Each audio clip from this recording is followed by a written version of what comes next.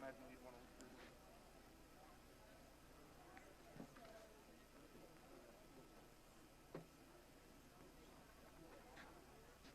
Alright, you want to get this other one on?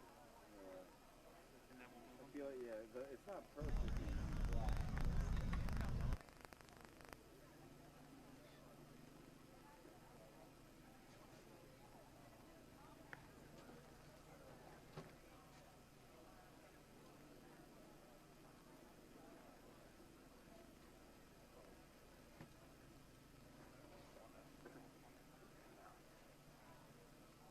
Oh, what's the hour? Yeah, I got it.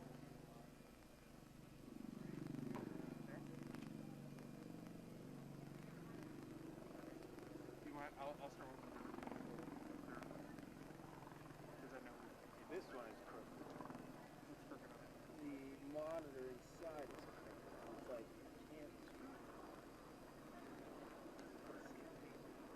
Take it off. No, that's better. But is it above the monitor? It did. We're gonna rotate the monitor just a little bit. But see how it's not. You're saying the box is crooked. Yeah. Oh, you know, I'm gonna go full screen. I'll be right back. Yeah, because the monitor inside is not set.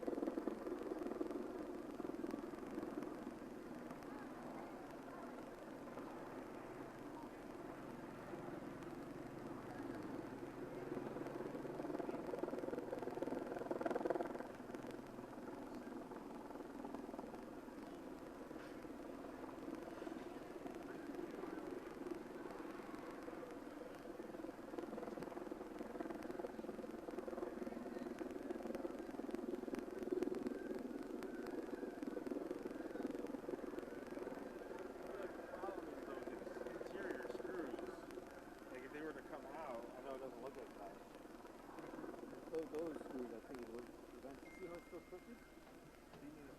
Oh, right there. Yeah, that's better. Yeah, that's Is that okay? Yeah. Okay. I'm gonna take a look now. All right, so we gotta rotate the whole base counter. 350. Keep going. We have to go a fair amount. Keep going. Actually, that's good. He's here. Yeah, that's good. How about this one here? This one a little bit clockwise. The other way. That's counter. Oh, my bad. Counter, I mean. Hold that. Let me see. Move away. Yeah, but I think this one, I think we have the same issue that we had on that other one. Does it look even?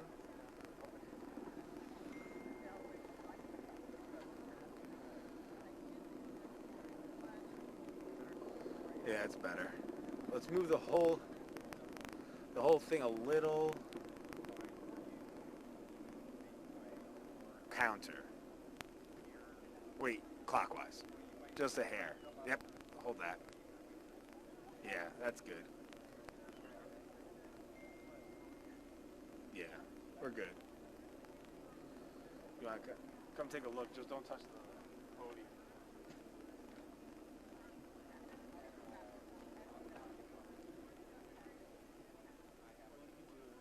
Like I said, you put your belt So, Put your hands behind your back. so I don't want to. So I want to see if I can try to, scoot back. Scoot what? That's fine. That one's fine. Yeah, that one's fine. Don't worry. Bottom line's cut off. That's Yeah. that is Well, we're also cut half on the monitor. That's fine. Yeah, we're good. So we need to know when the last time we could come up just to wipe the glass real quick.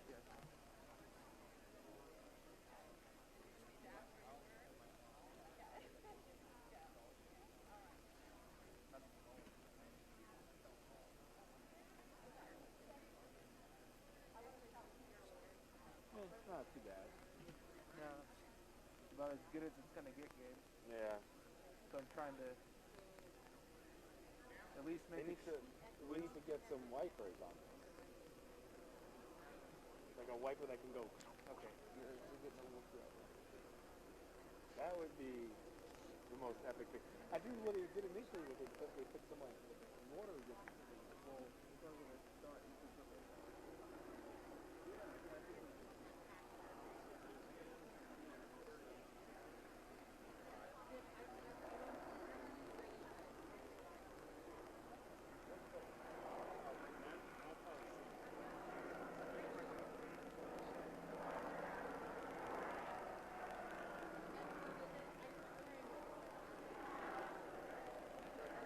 Rachel, where's your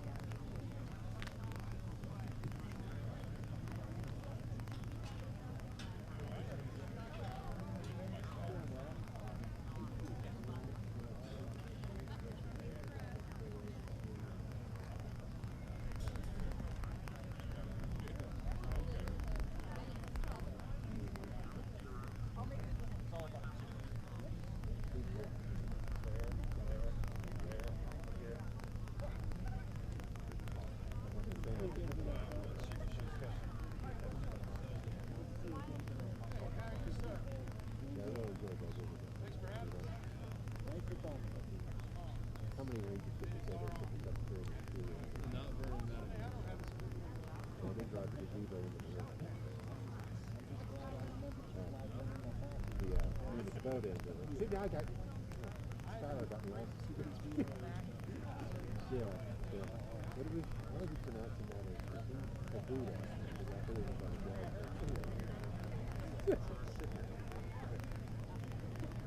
Yes, that's but again, I understand it. You guys got to do this job.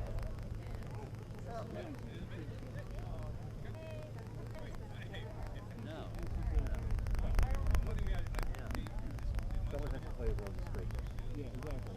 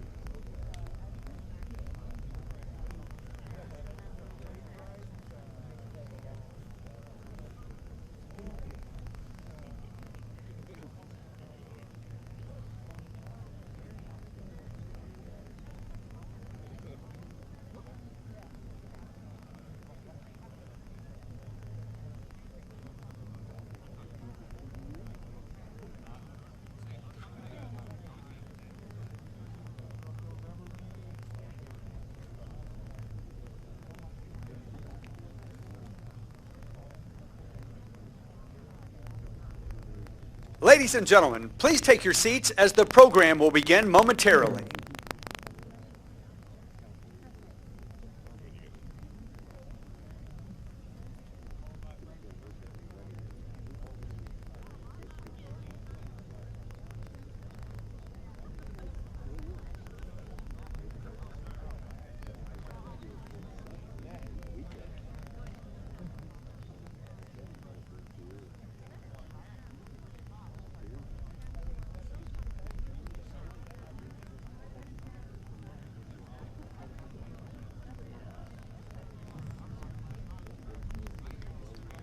Ladies and gentlemen, please take your seats. Our program will begin momentarily.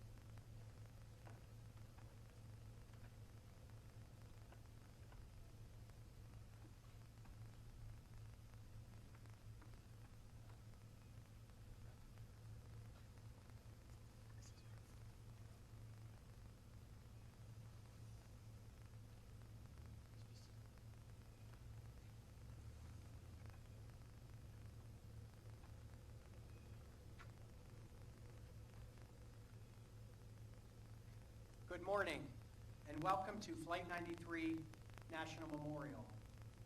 My name is Stephen Clark, and I have the honor of serving as the superintendent at this very special place. The National Park Service is honored and deeply humbled to serve as the steward of this 2,200-acre memorial dedicated in the memory of 40 amazing heroes.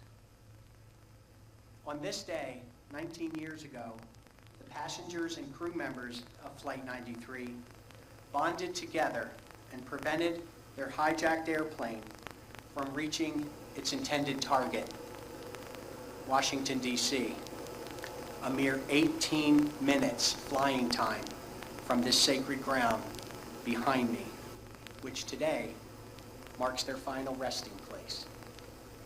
Their sacrifice that morning saved an untold number of lives.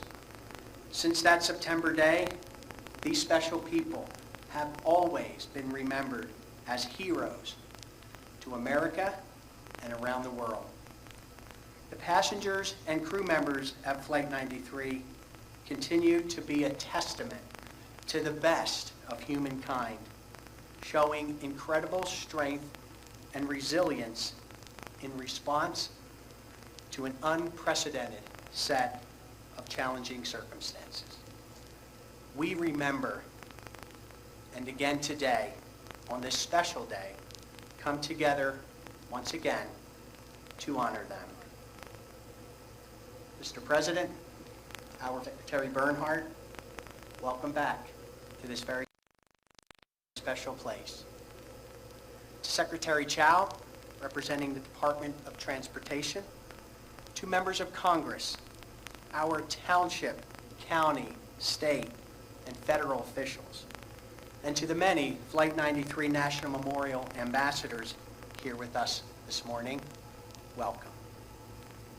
To so many who are unable to be with us this morning and who are watching the ceremony remotely from around this nation and from around the world, welcome.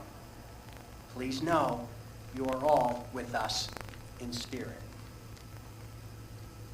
And to the families of Flight 93, those here this morning and those unable to attend, we honor your loved one's sacrifice, and we will be eternally grateful. It is truly powerful that we can come together on this day as a nation, pause, and take the time to honor those we lost on the morning of September 11th, here at Flight 93, at the Pentagon, and in New York. I would invite you all to please stand for the Pledge of Allegiance. Please remain standing following the pledge for a moment of reflection led by Reverend Stephen McEwen, who served as the chaplain for the FBI Pittsburgh Division on September 11th and continues to serve in this role today.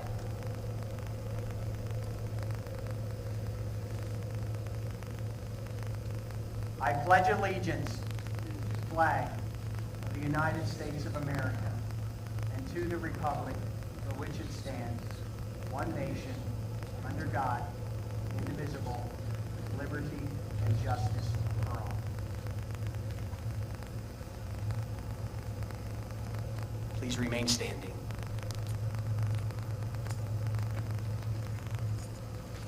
Let us pray. Most merciful God, as we gather here, 19 years has passed since the sacrifice of those we remember today.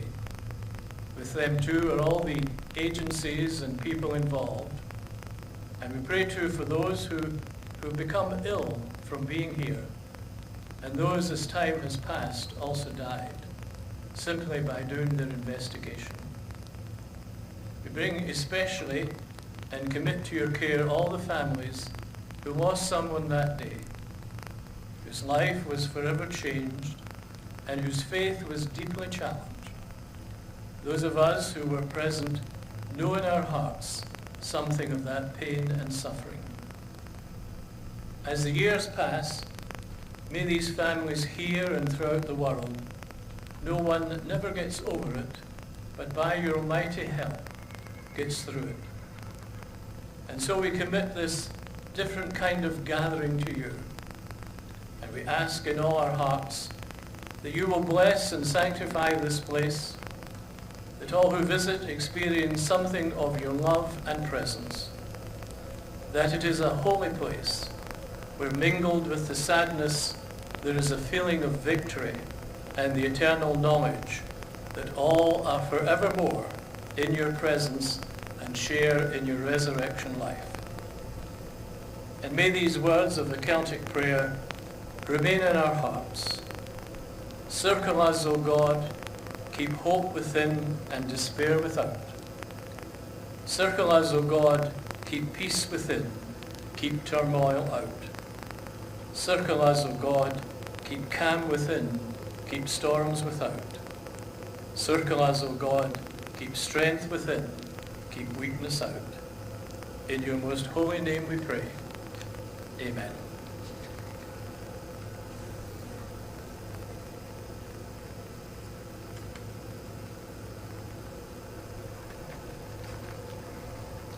Ladies and gentlemen, please be seated.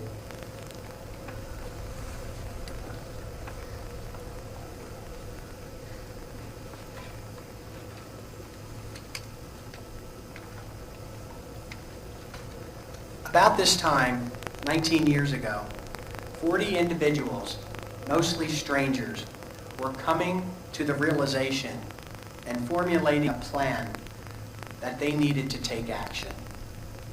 By this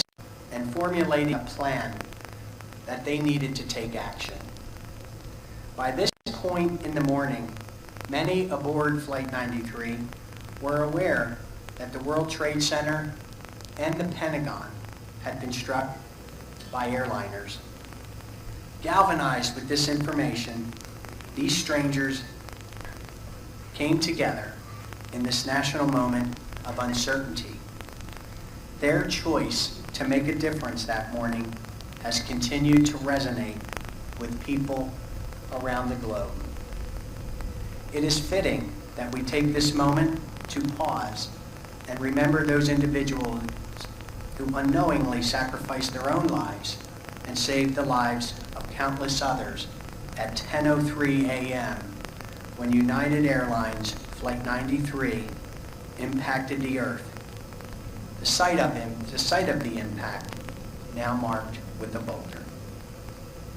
As we reflect this morning on the 40 passengers and crew members, I welcome my former colleague, Mary Jane Hartman, who recently retired as the Chief of Interpretation, Education, and Visitor Services here at Flight 93 National Memorial, to lead the reading of their names. As each name is read, Andrea Damon and Roy Caven, both retired FBI special agents and respective senior team leaders for the Pittsburgh and Cleveland divisions of the evidence response teams on September 11th, will ring the bells of remembrance in their memory.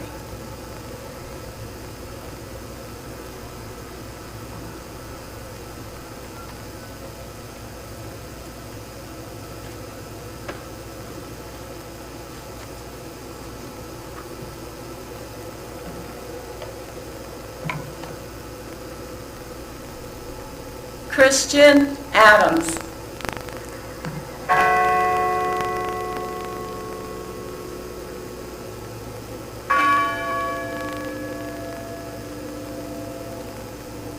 Lorraine G. Bay.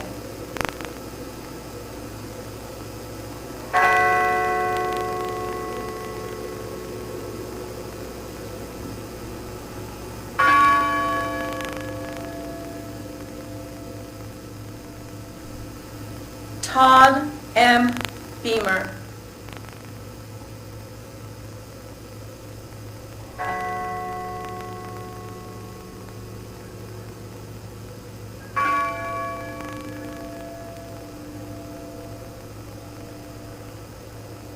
Alan Anthony Bevan.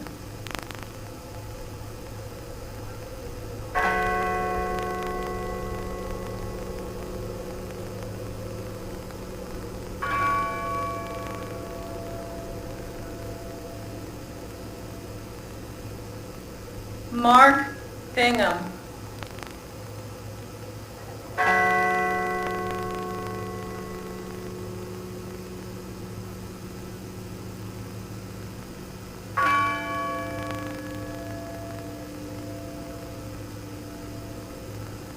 Diora Frances Bodley.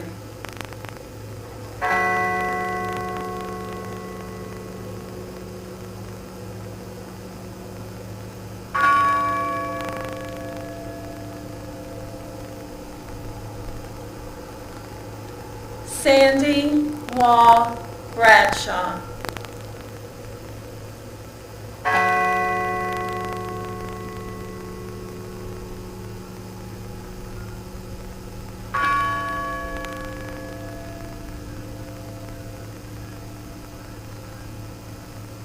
Marion R.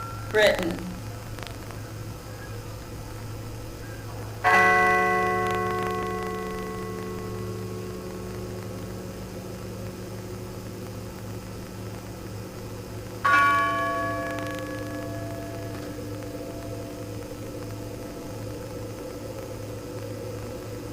Thomas E. Burnett, Jr.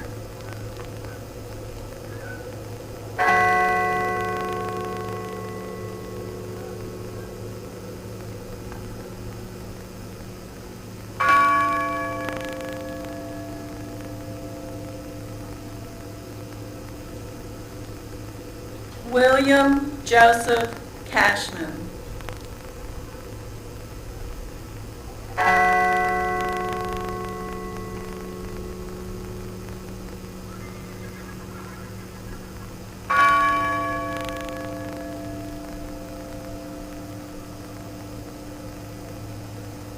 Georgine Rose Corrigan.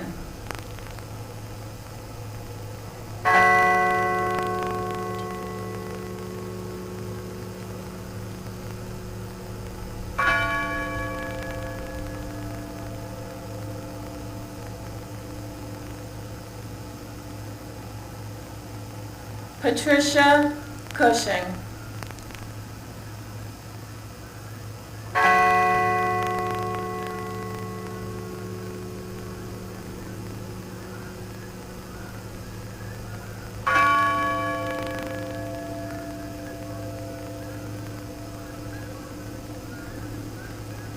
Captain Jason M. Dahl.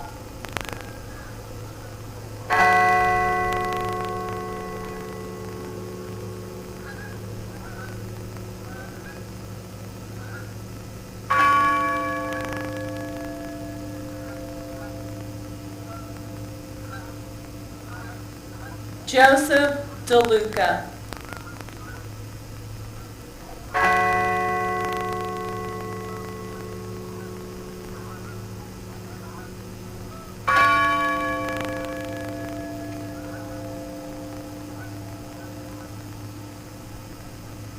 Patrick Joseph Driscoll.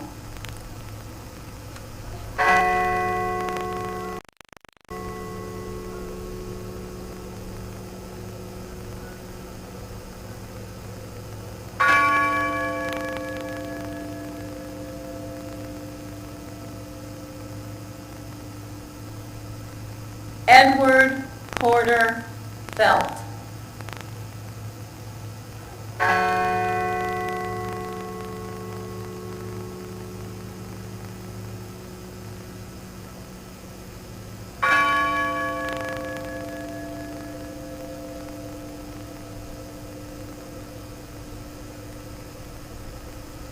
Jane C. Folger.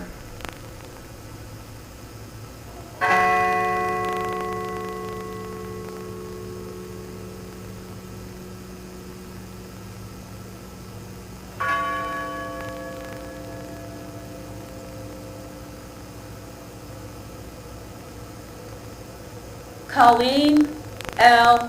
Fraser.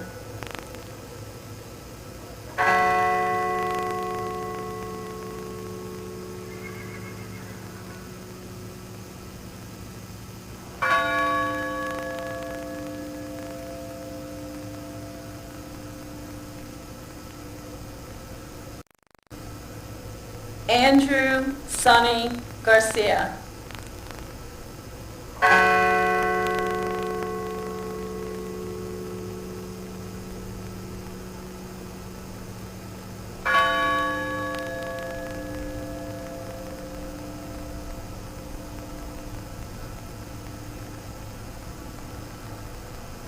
Jeremy Logan Glick.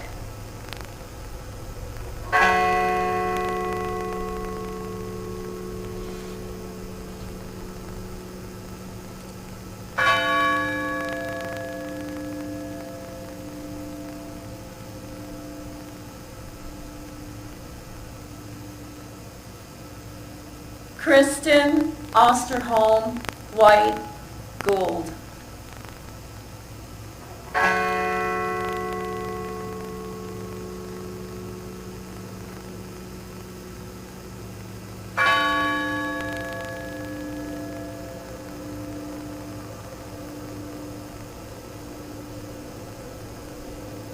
Lauren Catuzzi Grancolis and unborn child.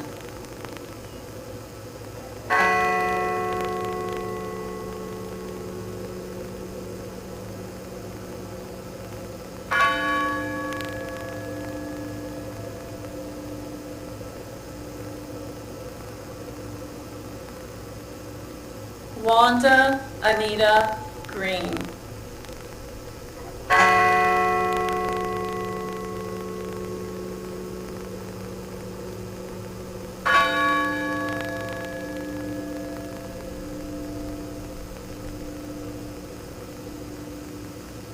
Donald Freeman Green.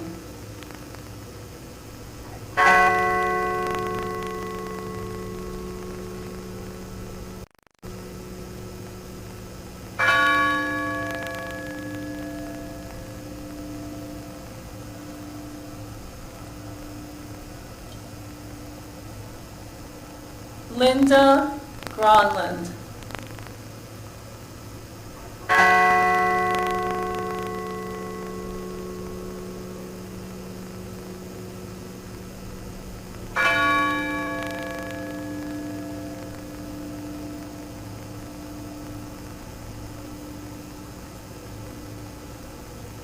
Richard J. Guadagno.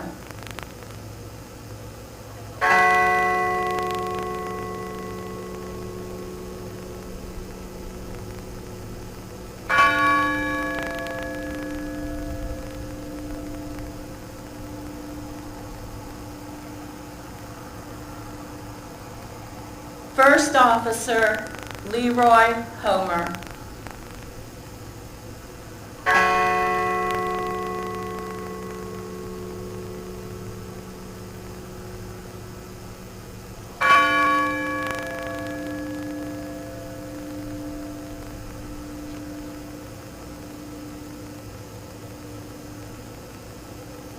Toshia Kuge.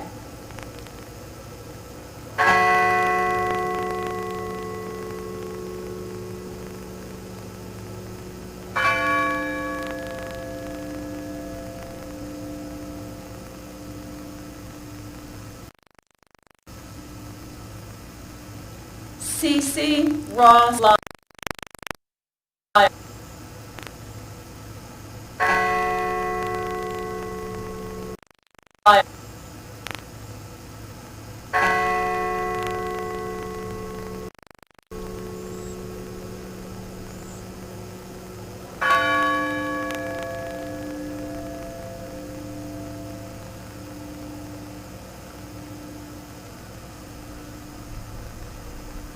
Hilda Marson.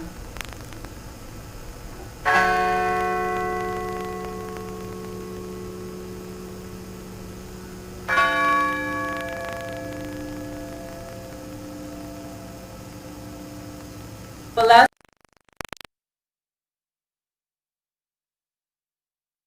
Martinez.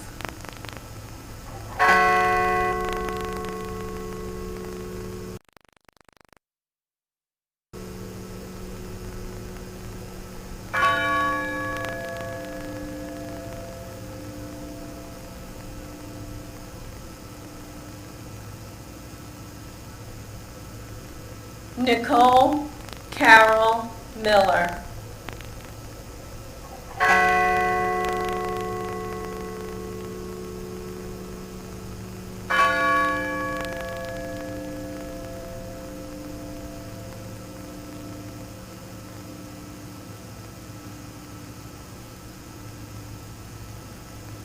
Louis J.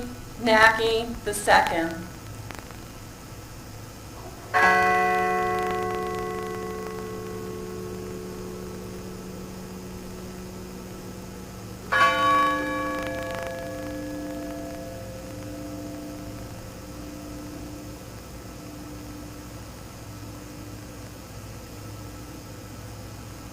Donald Arthur Peterson.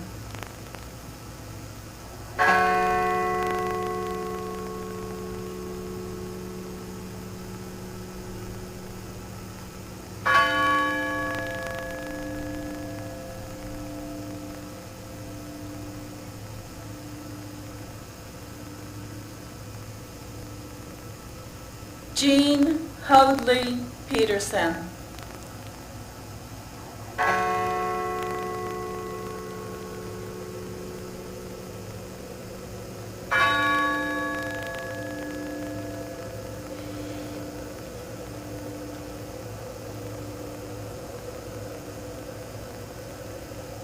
Mark David Rothenberg.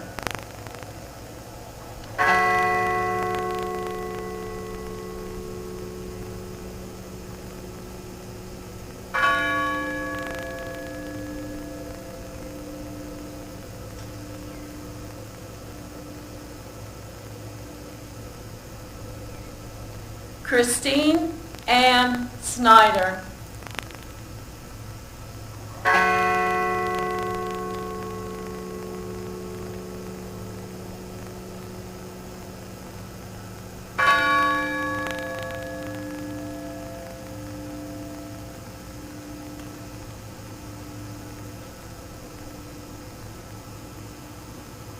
John Talignani.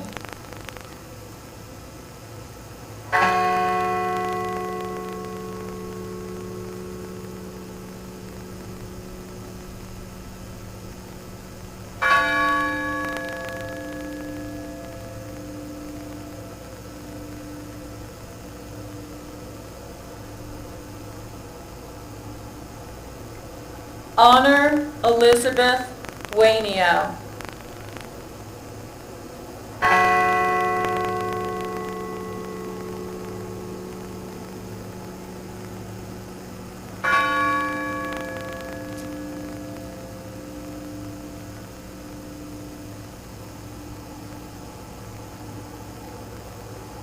Deborah Jacobs Welsh.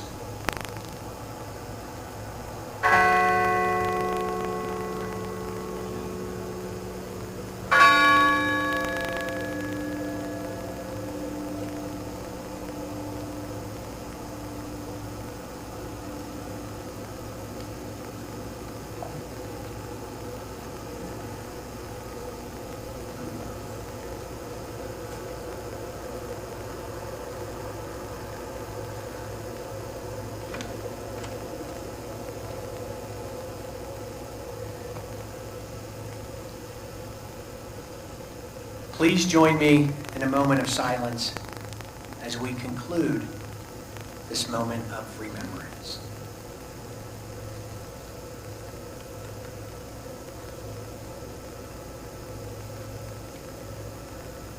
Thank you. This morning, I am honored to introduce Mr. Ed Root. Mr. Root currently serves as the Vice President for the families of Flight 93. He is joined on stage today by his wife, Nancy. Ed's cousin, Lorraine Grace Bay, was a senior flight attendant on Flight 93. Those closest to Ed know of his personal passion for sharing the history of the American Civil War as both an author and historian. He served on the jury to select the winning design of the Flight 93 National Memorial in 2005, and since 2006, Ed has served on the board of directors for the families of Flight 93. Throughout the memorial's creation, Mr. Root has served on numerous committees within the Flight 93 National Memorial Partnership. Ladies and gentlemen, please welcome Mr. Ed Root.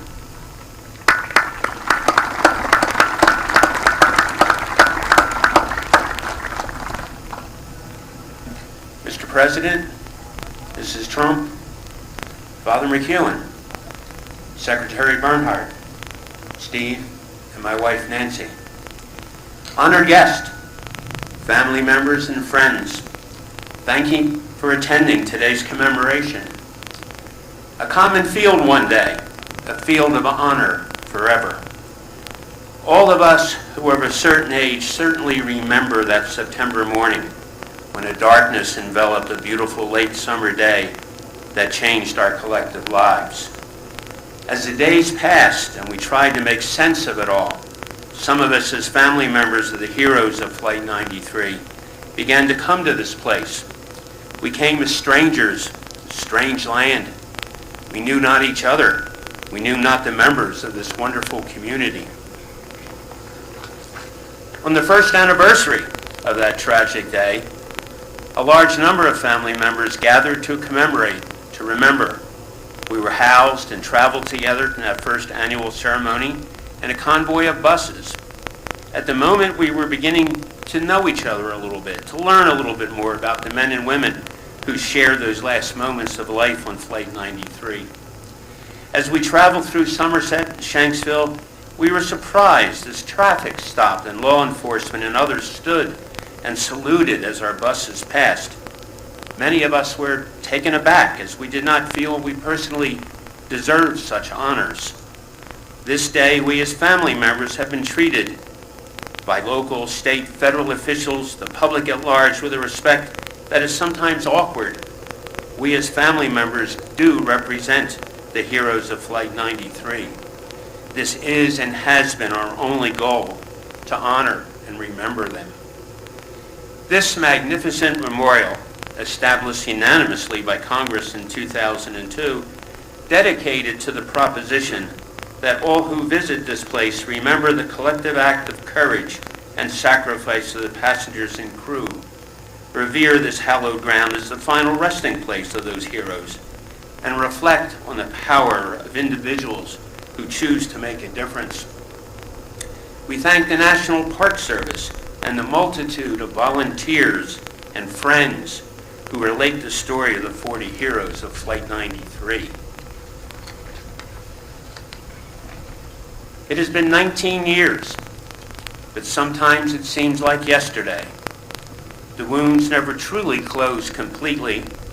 The memories of our loved ones linger like a mist or a soft breeze.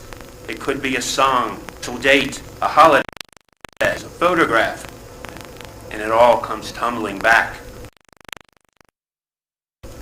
Some of us have crossed over the river, and a new generation has joined our family circle. It has been 19 years, and those too young or unborn on that fateful September morning come to this place, an honor to learn. The realm of history is taking over from those of us who lived and suffered through that day. The image of those rushing into the flames in New York and Washington to save others, the co-workers who helped others at the risk to themselves, the men and women who rushed here but found no one to save. It is our responsibility as a nation to see that these actions are remembered. Our work is not done, it continues.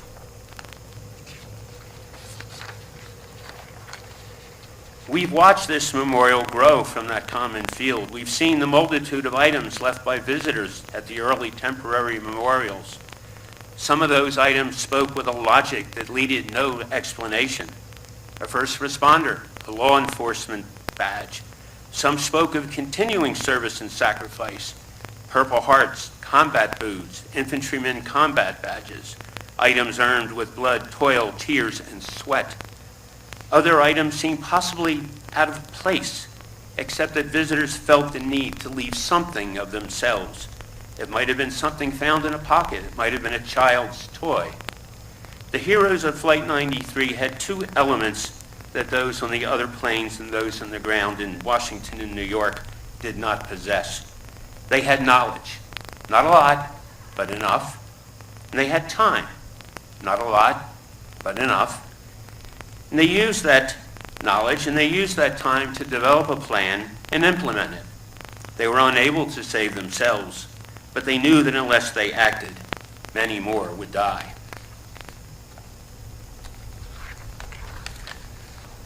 The men and women of Flight 93 came from different backgrounds and beliefs.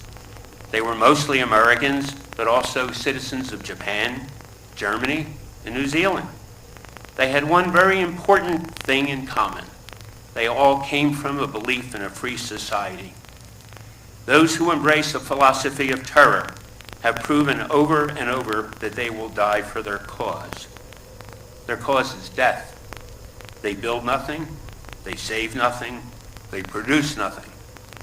The cause of the heroes of Flight 93 was to save life, certainly their own if possible, but they knew the cause was greater than their own lives.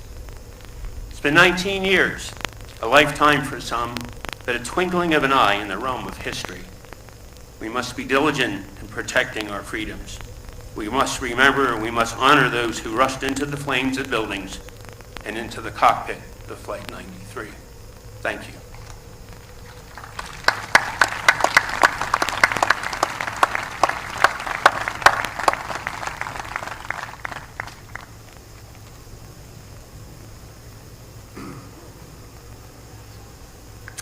Thank you, Ed, for sharing your thoughts today and for your ongoing advocacy for the families and this memorial. I'd like to now welcome Secretary David Bernhardt, the 53rd Secretary of the United States of Interior, which include, among many others, the National Park Service and Fish and Wildlife Service, has been a steady supporter to Flight 93 National and directly offered to partner to this special place to ensure the final realization and completion of the 40 wind chimes at the Tower of Voices. We truly appreciate your support, Mr. Secretary, and thank you so much. Ladies and gentlemen, please welcome Secretary of the Interior, Mr. David Bernhardt.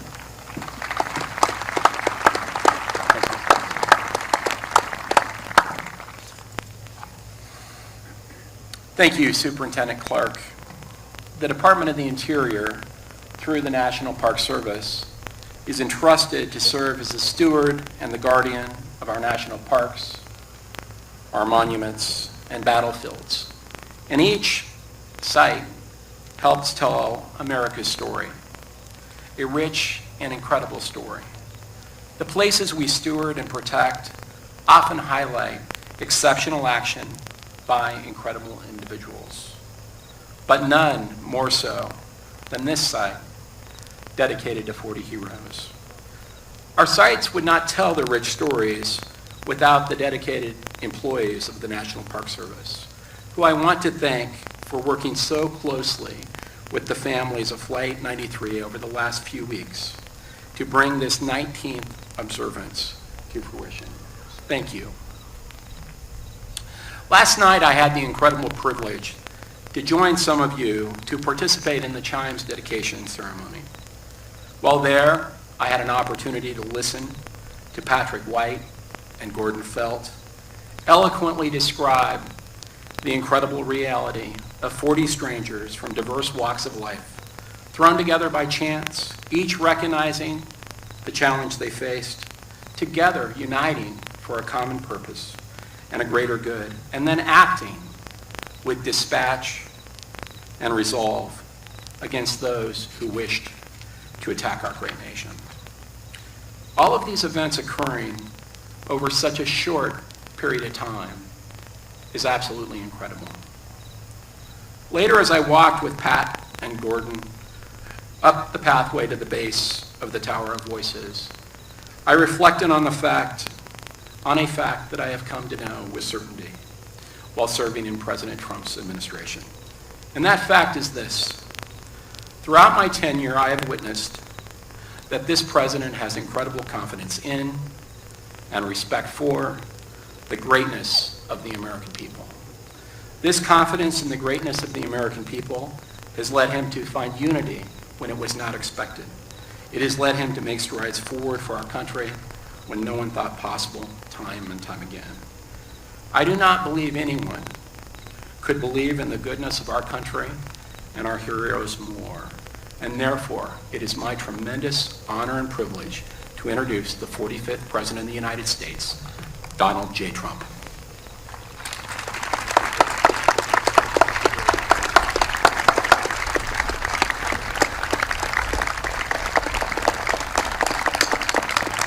Thank you.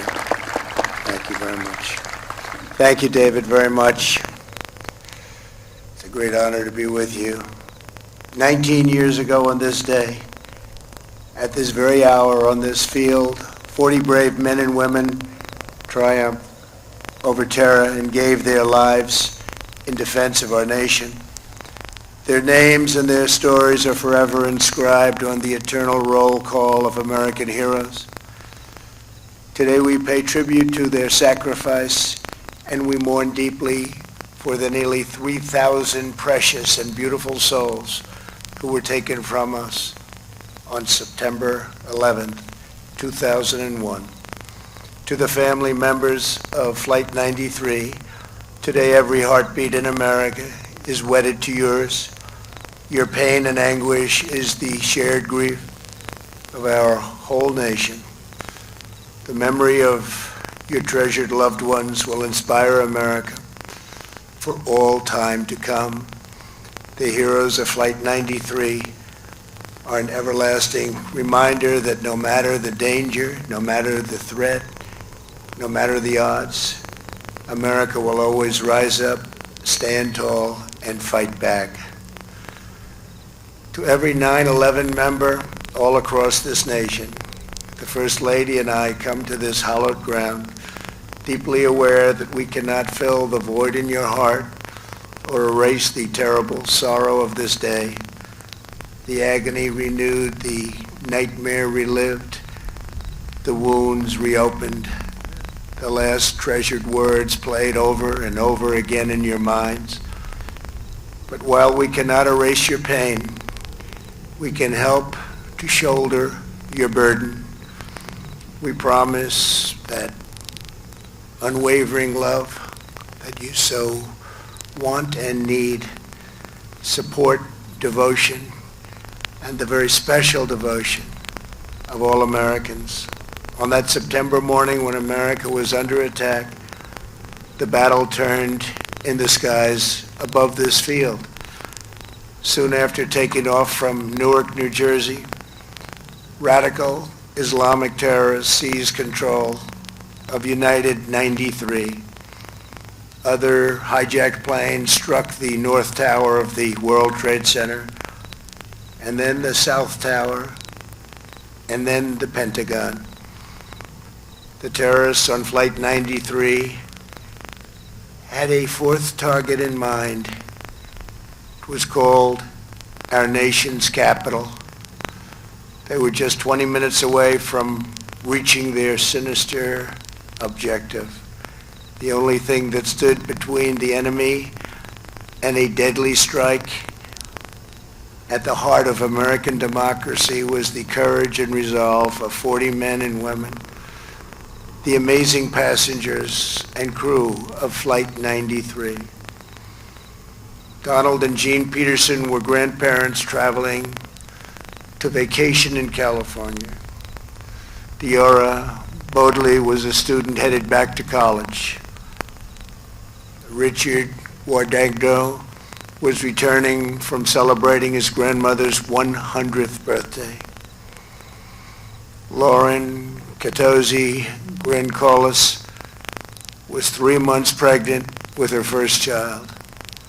Every passenger and crew member on the plane had a life filled with love and joy, friends and family, radiant hopes, and limitless dreams. When the plane was hijacked, they called their families and learned that America was also under attack. Then they faced the most fateful moment of their lives.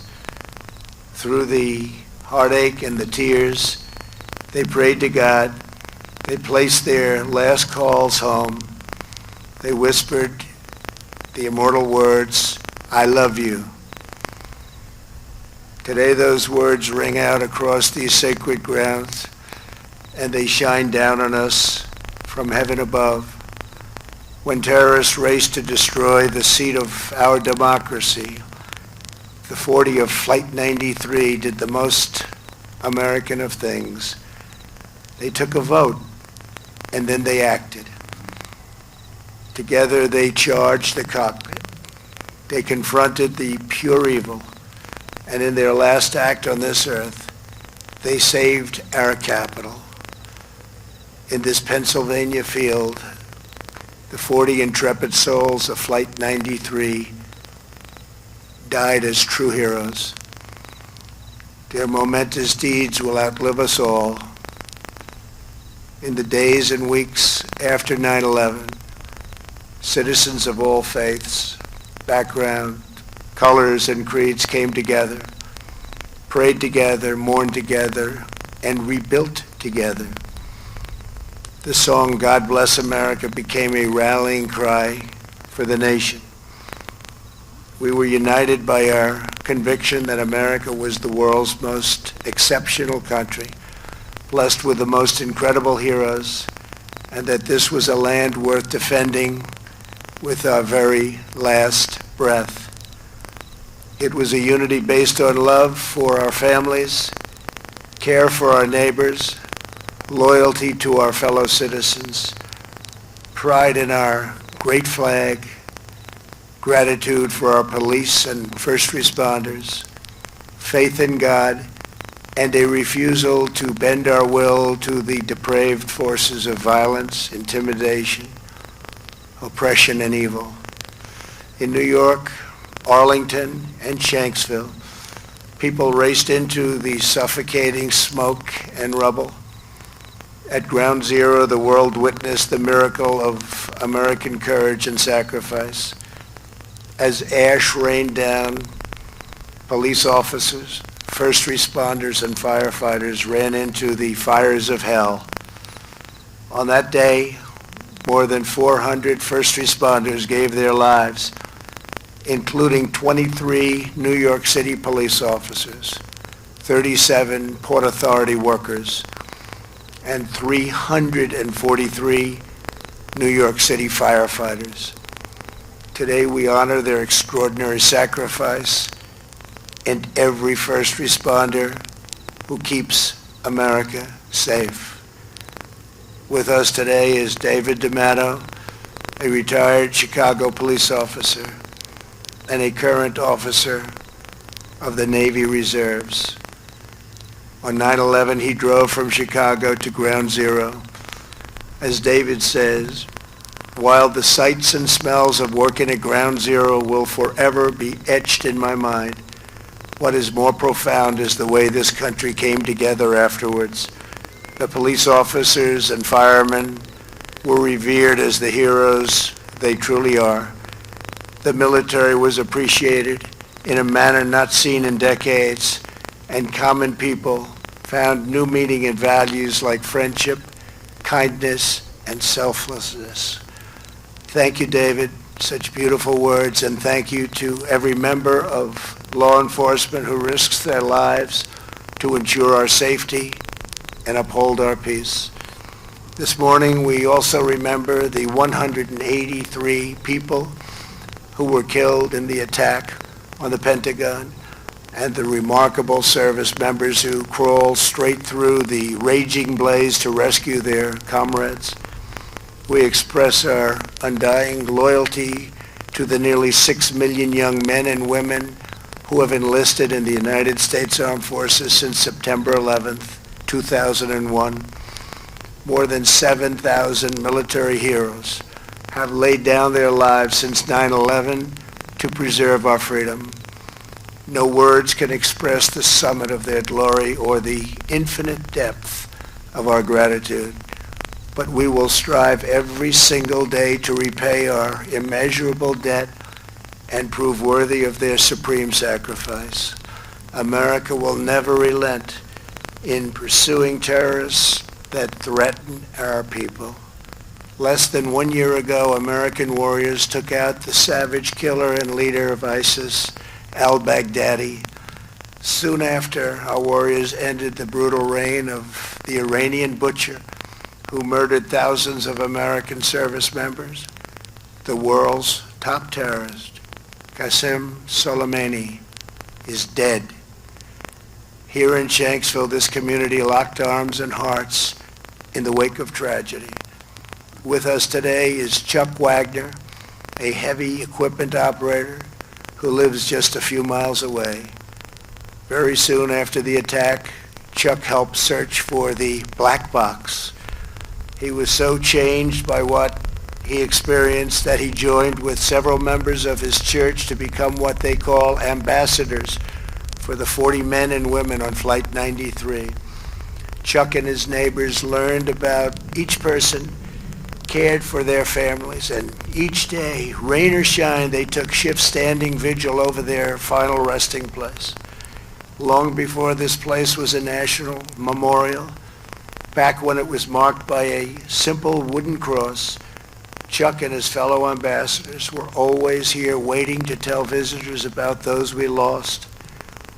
19 years later, Chuck says his life is devoted to three things: his family, his church, and preserving the memory of the men and women of Flight 93. To Chuck, his wife Jane,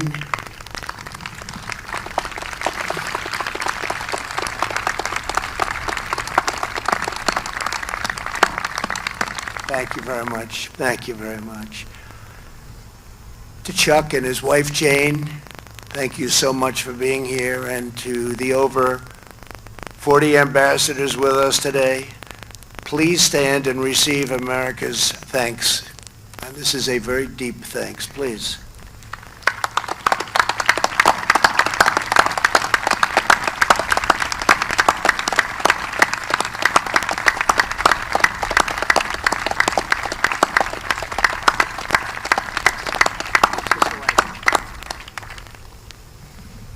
Thank you very much. Also with us is Marine veteran Jason Thomas from Long Island. On September 11th, Jason had just retired from the Marines, but he immediately put back on his uniform and raced into the nightmare of ash and debris. At Ground Zero, he found a fellow Marine, Dave Carnes. Together they began to call out, "United States Marines, United States Marines." If you can hear us yell, tap, do whatever you can do with the United States Marines. Soon they heard a shout for help. Two police officers were trapped beneath 20 feet of rubble. Jason and Dave dug for hours on end, knowing that at any moment the wreckage could come down on them, crushing them alive. At one point, someone told Jason to stop. Jason replied, "I'm a Marine. I don't go back, I go forward." That day, Jason helped save the lives of those two officers. For years, Jason said nothing about what he did on 9/11. He did not even tell his 5 children. But when he saw a rescue recounted on TV, he decided to meet those officers. One of them gave him a gift, a steel cross made from a beam that Jason helped lift to free them from the hell on earth. As Jason said about the cross, it means a lot. It's a symbol of what we are as Americans, because that day we all came together and stood as a nation, as Americans. It didn't matter what race you were, what religion you were. It didn't matter. We all came together to help one another. I die for this country. I die for this country. Jason, thank you very much for bearing witness to the character of our nation. Jason, thank you very much.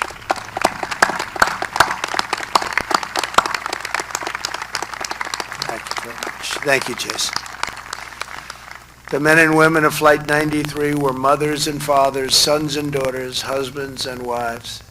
Nothing could have prepared them for the dreadful events of that morning. But when the moment came, when history called, they did not hesitate, they did not waver. 40 towering patriots rose up, took charge, made their stand, turned the tide, and changed the course of history forever.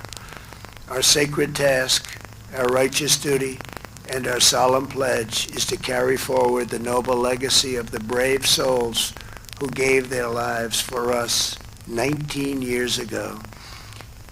In their memory, we resolve to stand united as one American nation, to defend our freedoms, to uphold our values, to love our neighbors, to cherish our country, to care for our communities, to honor our heroes, and to never, ever forget. Thank you. God bless you. God bless the heroes of Flight 93. God bless all of the families. 9/11, we'll never forget.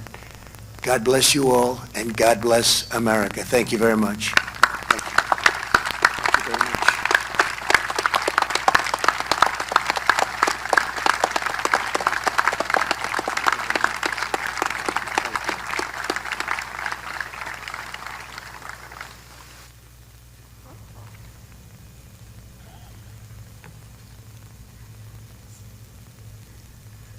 Mr. President, thank you so very much for those moving and inspirational words. As we conclude here this day together, we do indeed remember and honor the 40 passengers and crew members of Flight 93 in this special and unique ceremony. As we go our separate ways, may we carry the memory of how they came together on that day to make our nation and world a better place for all. At this time, I would like to ask all attendees to remain in their seats as we prepare for the ceremonial wreath laying. I would ask that the Flight 93 ambassadors and dignitaries remain seated immediately following the wreath laying ceremony to allow time and space for the families of Flight 93 to walk to the Wall of Names and through the ceremonial gate to the sacred ground. Once again, thank you all for joining us today to honor the memory of the passengers and crew of Flight 93. Thank you.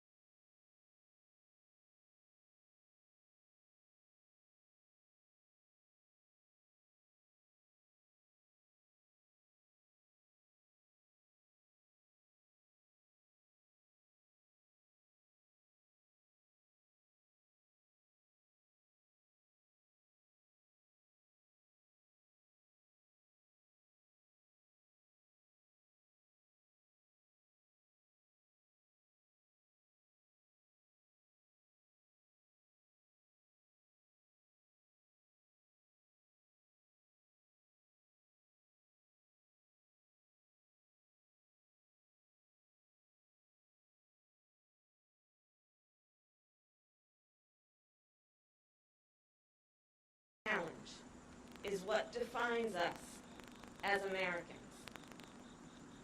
I'm humbled to be here and to join in this moment, and I wish and I pray that the cherished memory of those who served reminds us both of who they were as individuals, but also of who we are as a nation. Thank you for including me in today's ceremony. May God bless their memories and our troops and the United States of America.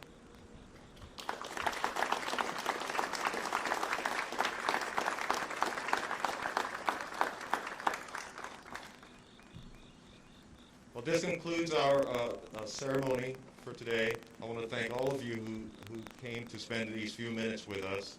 I want to thank our esteemed guests, Senator Harris, Senator Warner, Chairman McKay, Supervisor Pat Harity, and the rest of the board, and most important, those in uniform.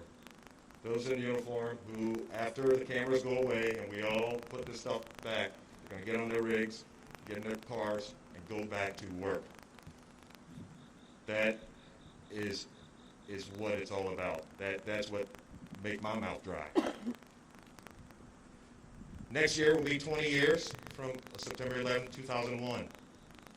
I hope to see you all here again, and in 2022, 23, 24, 25, and so on. Because when we say never forget, we mean never forget.